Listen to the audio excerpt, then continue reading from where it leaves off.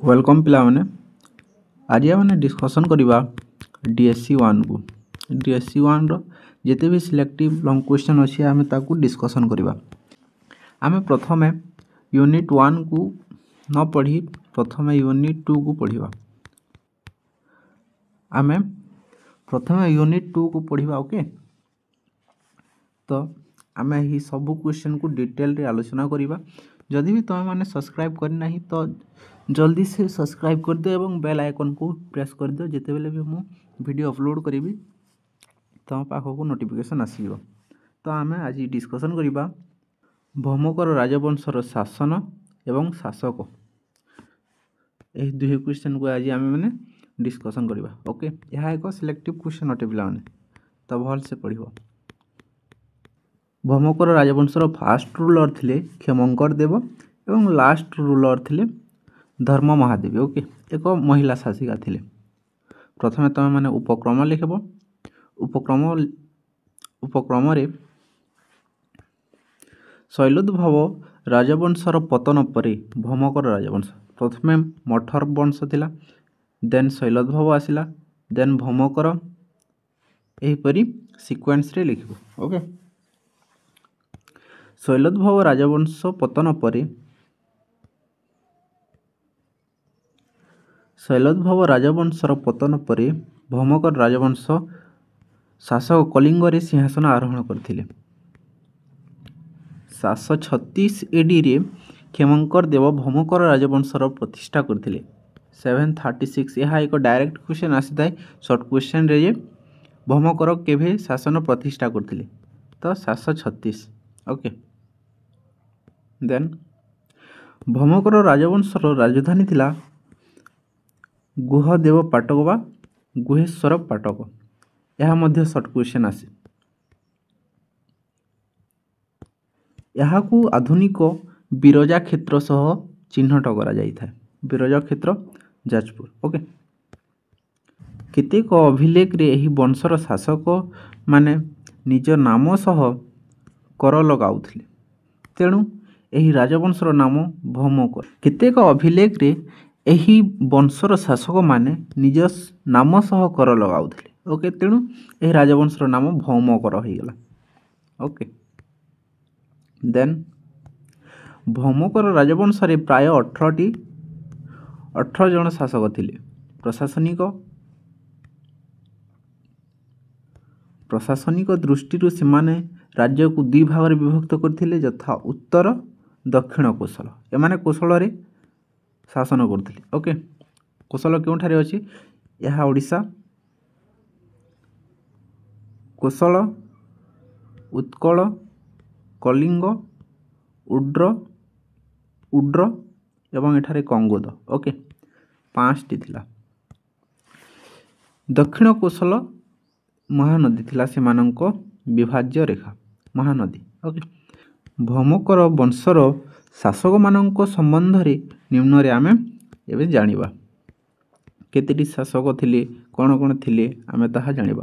Founder के थिले? प्रतिष्ठाता क्षेमंकर देव।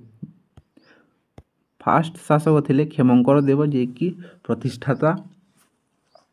तांको परे आसिले शिवकर देव। 736 रु 783 पर्यंत थिले। तांको परे प्रथम शुभकर देव, द्वितीय शिवकर देव, प्रथम शांतिकर देव, एहीपरि 18 जन शासक थिले।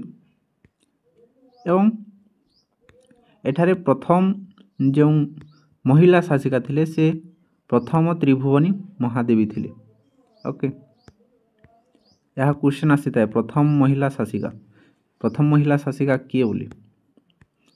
प्रथम महिला शासिका होउछंती त्रिभुवनी महादेवी। ओके, एहीपरि लास्ट धर्म महादेवी रूल करथिले। ओके, प्रथमे आमे देखिबा क्षेमंकर देव। से भौमकर राजवंशर प्रतिष्ठाता थिले। क्षेमंकर राज्यर चतुर्वर्ण प्रचलित थिला। क्षेमंकर देव राज्य रे कोन थिला? चतुर्वर्णर प्रचलन थिला। चतुर्वर्ण माने वैदिक एजर चतुर्वर्ण। से रक्त और लौह नीति अनुसार शासन कार्य परिचालन करथिले। से निजकु परम ପାସକାନୁଗତ ଉପାଧିରେ ଭୂଷିତ କରିଥିଲେ, ଯାହାର ଅର୍ଥ ହେଲା ବୁଦ୍ଧଙ୍କର ପରମ ଉପାସକ। ଓକେ, ତାଙ୍କ ରାଜତ୍ୱ କାଳରେ ରାଷ୍ଟ୍ରକୂଟ ଶାସନ ଦନ୍ତିଦୁର୍ଗ କଳିଙ୍ଗ କୌଶଳ ବିଜୟ କରିଥିଲେ, ମାତ୍ର ସେ ଉଡ୍ର ଉତ୍କଳ ଆକ୍ରମଣ କରିବା ପାଇଁ ସାହସ କରିନଥିଲେ। କାହିଁକି? ଉଡ୍ର ଉତ୍କଳରେ ଭ୍ରମକର ଥିଲେ, ତେଣୁ ଏଥିରେ ସାହସ କରିନଥିଲେ ରାଷ୍ଟ୍ରକୂଟମାନେ। ତାଙ୍କ ପରେ ପ୍ରଥମ ଶିବକର ଦେବ।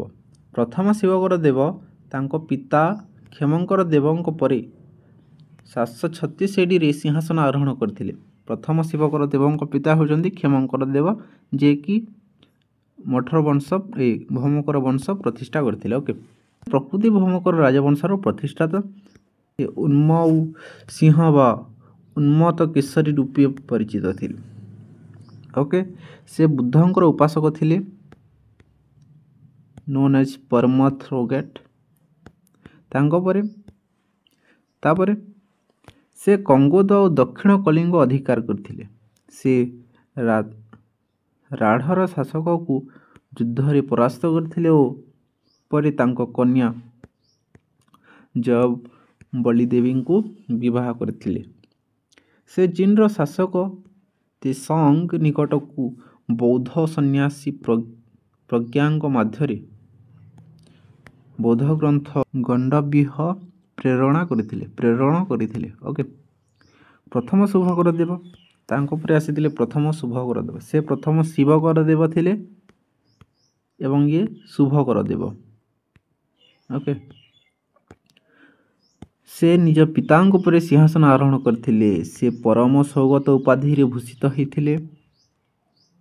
ସେ ମହାରାଜାଧିରାଜ, ପରମ ଭଟ୍ଟାରକ, ପରମେଶ୍ୱର ଉପାଧିରେ ଭୂଷିତ ହୋଇଥିଲେ। ତାଙ୍କ ରାଜତ୍ୱ କାଳରେ ରାଷ୍ଟ୍ରକୂଟର ରାଜା ଗୋବିନ୍ଦ ଥାଓଡ଼ଙ୍କ ସହ ଯୁଦ୍ଧ କରିଥିଲେ। ସେହି ଯୁଦ୍ଧରେ ସେ ହାରିଥିଲେ। ପ୍ରଥମ ଶୁଭକର ଦେବ। ସେ 2ଟି ଗ୍ରାମ 200 ବ୍ରାହ୍ମଣକୁ ପ୍ରଦାନ କରିଥିଲେ, କୋମ୍ଫରକ ଗ୍ରାମ ତଥା ଦଣ୍ଡଲି ଗ୍ରାମ। ଓକେ, ଦଣ୍ଡକି ଗ୍ରାମ, ୟୋଗ ଗ୍ରାମ। ତାଙ୍କ ରାଣୀ ଥିଲେ ମାଧବୀ ମହାଦେବୀ। ଯିଏକି ମାଧବେଶ୍ୱର ଶିବ ମନ୍ଦିର ନିର୍ମାଣ କରିଥିଲେ। ଏହା କ୍ୱେଶ୍ଚନ୍ ଆସେ ଯେ ମାଧବେଶ୍ୱର ଶିବ ମନ୍ଦିର କିଏ ନିର୍ମାଣ କରିଛି? ଓକେ, ଭୌମ ଅଭିଲେଖଗୁଡ଼ିକରେ ତାଙ୍କୁ ଉତ୍ତମ ଚରିତ୍ର ଏବଂ ଗୁଣାବଳୀ ଖଣି ରୂପେ ବର୍ଣ୍ଣନା କରାଯାଇଛି। ତାଙ୍କ ପରେ ଆସିଥିଲେ ଦ୍ୱିତୀୟ ଶିବକର ଦେବ। ସେ ତାଙ୍କ ପିତାଙ୍କ ପରେ ସିଂହାସନ ଆରୋହଣ କରିଥିଲେ। ସେ ସୌଗାତଶ୍ରୟ ଉପାଧିରେ ଭୂଷିତ ହୋଇଥିଲେ। ଓକେ, ଏମାନେ ବୁଦ୍ଧିଜିମ୍କୁ ମାନୁଥିଲେ ଭୌମକରମାନେ। ସେ ବହୁ ଉପାଧିରେ ଭୂଷିତ ହୋଇଥିଲେ, ଯଥା ମହାରାଜାଧିରାଜ, ପରମ ଭଟ୍ଟାରକ, ପରମେଶ୍ୱର। ତାଙ୍କ ରାଜତ୍ୱ କାଳରେ ସେ ପାଳ ରାଜ ଦେବପାଳ ସହ ଯୁଦ୍ଧ କରିଥିଲେ। ଓକେ, ତାଙ୍କ ରାଣୀ ଥିଲେ ମୋହିନୀ ମହାଦେବୀ, ଯିଏକି ଭୁବନେଶ୍ୱରଠାରେ ମୋହିନୀ ମନ୍ଦିର ନିର୍ମାଣ କରିଥିଲେ। ସେ ନିଜର କନିଷ୍ଠ ଭ୍ରାତା ପ୍ରଥମ ଶାନ୍ତିକର ଦେବଙ୍କୁ ଭୌମକର ସିଂହାସନ ଅର୍ପଣ କରିଥିଲେ। ତାଙ୍କ ପରେ ଆସିଥିଲେ ପ୍ରଥମ ଶାନ୍ତିକର ଦେବ। ସେ ତାଙ୍କ ଜ୍ୟେଷ୍ଠ ଭ୍ରାତାଙ୍କ ପରେ ସିଂହାସନ ଆରୋହଣ କରିଥିଲେ। ସେ ଗଙ୍ଗରାଜ ରାଜମଲ୍ଲଙ୍କ ସହ ବୈବାହିକ ସମ୍ପର୍କ ରଖିଥିଲେ। ସେ ରାଜମଲ୍ଲଙ୍କ କନ୍ୟା ଗୋସ୍ୱାମିନୀ ଦେବୀକୁ ବିବାହ କରିଥିଲେ। ଗୋସ୍ୱାମିନୀ ଦେବୀ ଆମେ ଜାଣୁ ପ୍ରଥମ ତ୍ରିଭୁବନ ମହାଦେବୀ, ଯିଏକି ପ୍ରଥମ ଶାସିକା ଥିଲେ। କ୍ୱେଶ୍ଚନ୍ ଏପରି ବି ଆସିଥାଏ ଯେ ପ୍ରଥମ ମହାଦେବୀ କେଉଁ ବଂଶର ଶାସିକା ଥିଲେ? ଓକେ, କେଉଁ ବଂଶର ସେ କନ୍ୟା ଥିଲେ? ରାଜମଲ୍ଲଙ୍କ ସହ ବୈବାହିକ ସମ୍ପର୍କ ରଖିଥିଲେ। ରାଜମଲ୍ଲଙ୍କ କନ୍ୟା। ଓକେ, ମଲ୍ଲଙ୍କ। ସେ ଗଙ୍ଗ ସୈନ୍ୟବାହିନୀର ସାହାଯ୍ୟ ନେଇ ପାଳଙ୍କୁ ପରାଜିତ କରିଥିଲେ। ତାଙ୍କ ପରେ ଆସିଥିଲେ ଦ୍ୱିତୀୟ ଶୁଭକର ଦେବ। ଦ୍ୱିତୀୟ ଶୁଭକର ଦେବରେ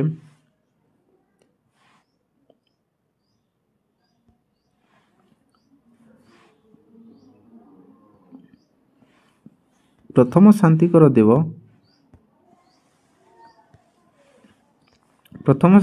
ଦେବ ପରେ ଦ୍ୱିତୀୟ ଶୁଭକର ଦେବ 835ରେ ସିଂହାସନ ଆରୋହଣ କରିଥିଲେ। ସେ ବୌଦ୍ଧ ଧର୍ମର ଉପାସକ ଥିଲେ। ସେ ମହାରାଜା ଧୀରାଜ, ପରମ ଭଟ୍ଟାରକ ଓ ପରମେଶ୍ୱର ଉପାଧିରେ ଭୂଷିତ ହୋଇଥିଲେ। ସେ ଲବଗଣ୍ଡ ନାମକ ଏକ ଗ୍ରାମକୁ 6 ଜଣ ବ୍ରାହ୍ମଣକୁ ପ୍ରଦାନ କରିଥିଲେ। ତାଙ୍କ ପରେ ଆସିଥିଲେ ତୃତୀୟ ଶୁଭକର ଦେବ। ଦ୍ୱିତୀୟ ଶୁଭକର ଦେବଙ୍କ ପରେ ତାଙ୍କ କନିଷ୍ଠ ଭାଇ ତୃତୀୟ ଶୁଭକର ଦେବ ସିଂହାସନ ଆରୋହଣ କରିଥିଲେ। ଓକେ, ଦେନ୍ ପୁଲିଦ ରାଜା ଥିଲେ ତୃତୀୟ ଶୁଭକର ଦେବଙ୍କ ସାମନ୍ତ ରାଜା ପୁଲିଦ। ଓକେ, ଏବଂ ସେ ପୁଲିକେଶ୍ୱର ମନ୍ଦିର ନିର୍ମାଣ କରିଥିଲେ। ସେହି ମନ୍ଦିର ଥାର୍ଡ଼ ଶୁଭକର ଦେବ ବୈଦ୍ୟନାଥ ଭଟ୍ଟାରକ ନାମକ ଶିବଙ୍କୁ ଅଧିଷ୍ଠିତ କରିଥିଲେ। ଧରାକୋଟ ଅଭିଲେଖରୁ ଜଣାଯାଏ ଯେ ଥାର୍ଡ଼ ଶୁଭକର ଦେବ ଗୁଣ୍ଡଜା ଗ୍ରାମକୁ 2 ଜଣ ବ୍ରାହ୍ମଣକୁ ପ୍ରଦାନ କରିଥିଲେ, ଯଥା ନାରାୟଣ ଓ ଦେବକ୍ଳାନ୍ତ। ତାଙ୍କର ଅନ୍ୟ ନାମ ହେଲା କୁମ୍ଭସହାର। ତାଙ୍କ ପରେ ଆସିଥିଲେ ପ୍ରଥମ ତ୍ରିଭୁବନୀ ମହାଦେବୀ। ତୃତୀୟ ଶୁଭକର ଦେବଙ୍କ କୌଣସି ପୁତ୍ର ନଥିଲା, ତେଣୁ ମୃତ୍ୟୁ ପରେ ତାଙ୍କ ମାତା ସିଂହାସନ ଆରୋହଣ କରିଥିଲେ। ସେ ଥିଲେ ଭୌମକର ରାଜବଂଶର ପ୍ରଥମ ଶାସିକା। ସେ ଗୋସ୍ୱାମୀ ଦେବୀ ଓ କାତ୍ୟାୟନୀ ରୂପେ ପରିଚିତ। ସେ ପରମ ଭଟ୍ଟାରିକା ପରମେଶ୍ୱରୀ ମହାରାଜା ଧୀରାଜ ଉପାଧିରେ ଭୂଷିତ ହୋଇଥିଲେ। ତାଙ୍କ ରାଜତ୍ୱ କାଳରେ ଭୌମକର ରାଜବଂଶର ଗୌରବ ବୃଦ୍ଧି ପାଇଥିଲା। ସେ ସମାଜରେ ଶାନ୍ତି ପ୍ରତିଷ୍ଠା କରିଥିଲେ। ସେ ଥିଲେ ବିଷ୍ଣୁଙ୍କ ଉପାସିକା, ତେଣୁ ସେ ପରମ ବୈଷ୍ଣବୀ ନାମରେ ପରିଚିତ ଥିଲେ। 18ଟି ଶାସକ ଥିଲେ। ଆମେ 9ଟି ସାରିଛେ, ଆଉ 9ଟି ଅଛି। ତାଙ୍କ ପରେ ଦ୍ୱିତୀୟ ଶାନ୍ତିକର ଦେବ ତ୍ରିଭୁବନୀ ମହାଦେବୀଙ୍କ ପରେ ତାଙ୍କ ପୌତ୍ର ଅର୍ଥାତ୍ କନ୍ୟାଙ୍କ ପୁଅ ସିଂହାସନ ଆରୋହଣ କରିଥିଲେ। ତାଙ୍କର ଅନ୍ୟାନ୍ୟ ନାମଗୁଡ଼ିକ ହେଲା ଲୋଣଭାର, ପ୍ରଥମ ଲବଣଭାର, ଦ୍ୱିତୀୟ ଗୟଦ। ତାଙ୍କର ରାଣୀ ଥିଲେ ହୀରା ମହାଦେବୀ ଓ 2 ଜଣ ପୁତ୍ର ମଧ୍ୟ ଥିଲେ, ଚତୁର୍ଥ ଶୁଭକର ଦେବ ଏବଂ ତୃତୀୟ ଶିଭକର ଦେବ। ଦ୍ୱିତୀୟ ଶାନ୍ତିକର ଦେବଙ୍କ ମୃତ୍ୟୁ ପରେ ତାଙ୍କ 2 ପୁତ୍ର ନାବାଳିକ ଥିଲେ, ତେଣୁ ତାଙ୍କ ସ୍ତ୍ରୀ ହୀରା ମହାଦେବୀ ସିଂହାସନ ଆରୋହଣ କରି ଶାସନ କାର୍ଯ୍ୟ ପରିଚାଳନା କରିଥିଲେ। ହୀରା ମହାଦେବୀ ମହାରାଜା ଧୀରାଜ ପରମେଶ୍ୱରୀ ଉପାଧିରେ ଭୂଷିତ ହୋଇଥିଲେ। ଦେନ୍ ଚତୁର୍ଥ ଶୁଭକର ଦେବ ଦ୍ୱିତୀୟ ଶାନ୍ତିକର ଦେବ ପରେ ତାଙ୍କ ଜ୍ୟେଷ୍ଠ ପୁତ୍ର ଚତୁର୍ଥ ଶୁଭକର ଦେବ ସିଂହାସନ ଆରୋହଣ କରିଥିଲେ। ତାଙ୍କ ଦକ୍ଷ ଶାସନ ଥିଲେ। ସେ ଦକ୍ଷ ଶାସକ ନଥିଲେ। ତାଙ୍କ ରାଜତ୍ୱ କାଳରେ ସୋମବଂଶୀ ଶାସନ ପ୍ରଥମ ଜନ୍ମଞ୍ଜୟ ଆକ୍ରମଣ କରିଥିଲେ। ପ୍ରଥମ ଜନ୍ମଞ୍ଜୟଙ୍କ ସହ ଚତୁର୍ଥ ଶୁଭକର ଦେବ କରଦ ରାଜା ଖିଞ୍ଜଳି ମଣ୍ଡଳର ଶାସକ ରଣଭଞ୍ଜ ଦେବ ଯୁଦ୍ଧ କରିଥିଲେ। ଏହି ଯୁଦ୍ଧରେ ରଣଭଞ୍ଜ ମୃତ୍ୟୁବରଣ କରିଥିଲେ। ପରେ ପ୍ରଥମ ଜନ୍ମଞ୍ଜୟ ଖିଲଞ୍ଜି ମଣ୍ଡଳକୁ ସୋମବଂଶୀ ସାମ୍ରାଜ୍ୟରେ ମିଶାଇଥିଲେ। ପ୍ରଥମ ଜନ୍ମଞ୍ଜୟ ଭୌମକର ଶାସକମାନଙ୍କ ସହ ବୈବାହିକ ସମ୍ପର୍କ ରଖିଥିଲେ। ସେ ଚତୁର୍ଥ ଶୁଭକର ଦେବଙ୍କ ସହ ନିଜ କନ୍ୟା ପୃଥ୍ୱୀ ମହାଦେବୀଙ୍କ ସହ ବିବାହ କରିଥିଲେ। ତାଙ୍କ ପରେ ଆସିଥିଲେ ତୃତୀୟ ଶୁଭକର ଦେବ। ଚତୁର୍ଥ ଶୁଭକର ଦେବଙ୍କ ପରେ ତାଙ୍କ କନିଷ୍ଠ ଭାଇ ସିଂହାସନ ଆରୋହଣ କରିଥିଲେ। ସେ ଶିବକରଙ୍କ ଜଣେ ପରମ ଭକ୍ତ ଥିଲେ। ସେ ନିଜକୁ ପରମେଶ୍ୱର ପରମ ଭଟ୍ଟାରକ ଉପାଧିରେ ଭୂଷିତ କରିଥିଲେ। ସେ ନିଜ 2ଟି ଗ୍ରାମକୁ ବୁଦ୍ଧ ଭଟ୍ଟାରକକୁ ପ୍ରଦାନ କରିଥିଲେ, କଲ୍ୟାଣୀ ଓ ଶୁଦ୍ଧପୁରକୁ। ତାଙ୍କ ପରେ ଆସିଥିଲେ ପୃଥ୍ୱୀ ମହାଦେବୀ, ତୃତୀୟ ତ୍ରିଭୁବନୀ ମହାଦେବୀ। ଦ୍ୱିତୀୟ ଶିବକର ଦେବଙ୍କ ପରେ ପୃଥ୍ୱୀ ମହାଦେବୀ ସିଂହାସନ ଆରୋହଣ କରିଥିଲେ। ସେ ତାଙ୍କ ପିତା ପ୍ରଥମ ଜନ୍ମଞ୍ଜୟଙ୍କ ହସ୍ତକ୍ଷେପରେ ସିଂହାସନ ପାଇପାରିଥିଲେ।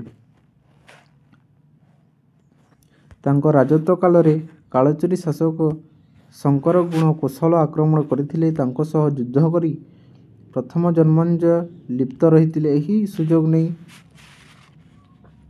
ଭୌମକର ରାଜବଂଶର ଥିବା ରାଜକର୍ମଚାରୀମାନେ ମହାଦେବୀକୁ ଅଲଗାଇ ଦେଇଥିଲେ ଏବଂ ତୃତୀୟ ଶିବକର ଦେବଙ୍କ ସ୍ତ୍ରୀକୁ ସିଂହାସନରେ ବସାଇଥିଲେ। ତାଙ୍କ ପରେ ତୃତୀୟ ତ୍ରିଭୁବନୀ ମହାଦେବୀ ଆସିଥିଲେ। ସେ ପୃଥିବୀ ମହାଦେବୀଙ୍କ ପରେ ସିଂହାସନ ଆରୋହଣ କରିଥିଲେ। ସେ ବିଷ୍ଣୁଙ୍କର ଉପାସକ ଥିଲେ। ସେ ପରମ ଭଟ୍ଟାରିକା ମହାରାଜାଧିରାଜ ଏହିପରି ହିଁ ଉପାଧିରେ ସମସ୍ତେ ଭୂଷିତ ହେଉଥିଲେ। ସେ କଣ୍ଠେଶ୍ୱର ଗ୍ରାମ ଜଗାଧାର ନାମକ ଏକ ଜ୍ୟୋତିଷକୁ ପ୍ରଦାନ କରିଥିଲେ। ତାଙ୍କ ପରେ ଆସିଥିଲେ ତୃତୀୟ ଶାନ୍ତିକର ଦେବ ଏବଂ ପଞ୍ଚମ ଶୁଭକର ଦେବ। ଦ୍ୱିତୀୟ ତ୍ରିଭୁବନୀ ମହାଦେବୀଙ୍କ ପରେ ଖୁବ୍ ଅଳ୍ପ ସମୟ ପାଇଁ ତୃତୀୟ ଶାନ୍ତିକର ଦେବ ଏବଂ ପଞ୍ଚମ ଶୁଭକର ଦେବ ସିଂହାସନ ଆରୋହଣ କରିଥିଲେ। ତାଙ୍କ ରାଜତ୍ୱ କାଳରେ ଶାନ୍ତି ବିରାଜମାନ କରିଥିଲା। ତାଙ୍କ ପରେ ଗୌରୀ ମହାଦେବୀ ପଞ୍ଚମ ଶୁଭକର ଦେବଙ୍କ ପରେ ତାଙ୍କ ସ୍ତ୍ରୀ ଗୌରୀ ମହାଦେବୀ ସିଂହାସନ ଆରୋହଣ କରିଥିଲେ। ସେ ଭୁବନେଶ୍ୱର ଠାରେ ଗୌରୀ ମନ୍ଦିର ନିର୍ମାଣ କରିଥିଲେ। ଦଣ୍ଡୀ ମହାଦେବୀ ଗୌରୀ ମହାଦେବୀଙ୍କ ପରେ ତାଙ୍କ କନ୍ୟା ଦଣ୍ଡୀ ମହାଦେବୀ ସିଂହାସନ ଆରୋହଣ କରିଥିଲେ। ସେ ଜଣେ ଦକ୍ଷ ଶାସିକା ରୂପେ ଶାସନ କାର୍ଯ୍ୟ ପରିଚାଳନା କରିଥିଲେ। ସେ ମହାରାଜାଧିରାଜ ପରମ ଭଟ୍ଟାରିକା ଓ ପରମେଶ୍ୱରୀ ଉପାଧିରେ ଭୂଷିତ ଥିଲେ। ବକୁଳ ମହାଦେବୀ ତାଙ୍କ ପରେ ଆସିଥିଲେ ବକୁଳ ମହାଦେବୀ। ଦଣ୍ଡୀ ମହାଦେବୀଙ୍କ ଅଳ୍ପ ସମୟରେ ମୃତ୍ୟୁବରଣ ହୋଇଥିଲା। ତାଙ୍କ ପରେ ତାଙ୍କ ସାବତ ମା ବକୁଳ ମହାଦେବୀ ସିଂହାସନ ଆରୋହଣ କରିଥିଲେ। ବକୁଳ ମହାଦେବୀ ଭଞ୍ଜବଂଶର ରାଜକନ୍ୟା ଥିଲେ। ଦେନ୍ ଲାଷ୍ଟ ଥିଲେ ଧର୍ମ ମହାଦେବୀ। ବକୁଳ ମହାଦେବୀଙ୍କ ପରେ ଧର୍ମ ମହାଦେବୀ ସିଂହାସନ ଆରୋହଣ କରିଥିଲେ। ସେ ତୃତୀୟ ଶାନ୍ତିକର ଦେବଙ୍କ ବିଧବା ପତ୍ନୀ ଥିଲେ। ସେ ଥିଲେ ଭୌମକର ରାଜବଂଶର ଶେଷ ଶାସିକା। ସେ ପରମେଶ୍ୱରୀ ପରମ ଭଟ୍ଟାରକ ଓ ରାଜାଧିରାଜ ଉପାଧିରେ ଭୂଷିତ ହୋଇଥିଲେ। ତମେମାନେ ଭାବୁଥିବ ଯେ ଏପରି ସିକ୍ୱେନ୍ସରେ ଆମେ କିପରି ମନେ ରଖିବା, ତ ତାର ଟ୍ରିକ୍ ଅଛି। ମୁଁ ଉପକ୍ରମ ସରିଲା ପରେ ତାକୁ ଡିସ୍କସନ୍ କରିବି। ଉପସଂହାର ଏହିପରି ହିଁ ଲେଖିବ। ଉପରୋକ୍ତ ଆଲୋଚନାରୁ ଆମେ ଏହି ସିଦ୍ଧାନ୍ତରେ ଉପନୀତ ହେଲୁ ଯେ ଏହା ପରମାନେଣ୍ଟ ଲାଇନ୍ ଅଛି। ଶୈଲଦୂତ ରାଜବଂଶ ପରେ ଓଡ଼ିଶାରେ ଭୌମକର ରାଜବଂଶର ଶାସନ ଚଳିଥିଲା। ପରବର୍ତ୍ତୀ ସମୟରେ ଅର୍ଥାତ୍ 950 AD ସମୟରେ ପ୍ରଥମ ଯଯାତି ଓ ଜନ୍ମଞ୍ଜୟ ଧର୍ମ ମହାଦେବୀଙ୍କୁ ପରାସ୍ତ କରି ଭୌମକର ରାଜବଂଶରେ ମିଶାଇଥିଲେ। ଭୌମକରମାନଙ୍କର ବିଲୋପ ଘଟି ସୋମବଂଶୀମାନଙ୍କର ରାଜବଂଶରେ ଉତ୍ଥାନ ଘଟିଥିଲା। ଓକେ, ଦେନ୍ ଆମେ ଏହାକୁ ଡିସ୍କସନ୍ କରିବା ନେକ୍ସଟ ଭିଡ଼ିଓରେ।